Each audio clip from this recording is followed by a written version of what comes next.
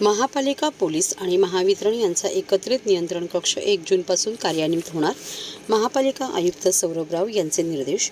मान्सूनपूर्व आढावा बैठकीत यंत्रणांच्या समन्वयावर झाली चर्चा. मोबाईल नंबर आणि पर्यायी नंबर सुरू राहील याची अधिकाऱ्यांनी घ्यावी दक्षता. नैसर्गिक आपत्तीच्या काळात सर्व यंत्रणांमधील समन्वय उत्तम असावा यासाठी महापालिका पोलीस आणि महावितरण यांचा एकत्रित नियंत्रण कक्ष 1 जूनपासून कार्यान्वित होणार आहे.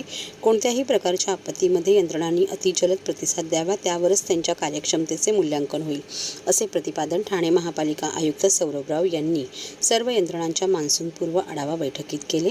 ठाणे महापालिका क्षेत्रात कार्यरत असलेल्या सर्व यंत्रणांच्या समन्वयाचा आढावा घेण्यासाठी तसेच समस्यांवर मार्ग काढण्यासाठी मान्सूनपूर्व आढावा बैठकीचे आयोजन गुरुवारी सायंकाळी नागरी संशोधन केंद्र माजिवडा येथे करण्यात आले होते.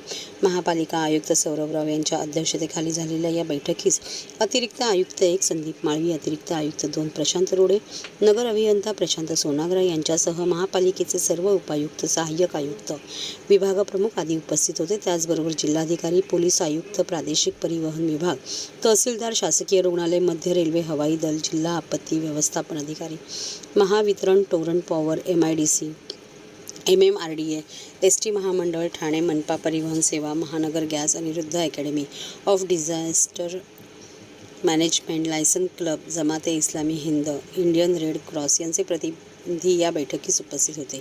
उपायुक्त आपत्ती व्यवस्थापन GG गोदेपुरे यांनी सर्व यंत्रणांकडून अपेक्षित असलेल्या कार्यवाहीबद्दल सादरीकरण केले.